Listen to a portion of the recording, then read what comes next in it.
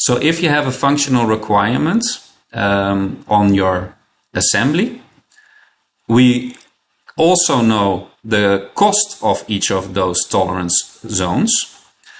So what we can do is, in this case, the functional requirement was not satisfied, but we can try to satisfy it. So remember, that was plus minus 0.2.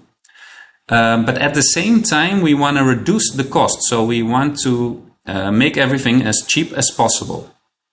And this has a nice trade-off between the two, because the functional requirement will make you set your tolerances tighter. But the fact that we also minimize cost at the same time has the result of pushing the tolerances up.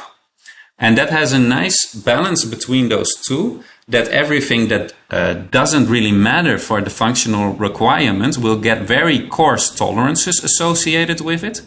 And only the ones that have a big impact on the tolerance zone, on the functional requirement, will be set more tightly.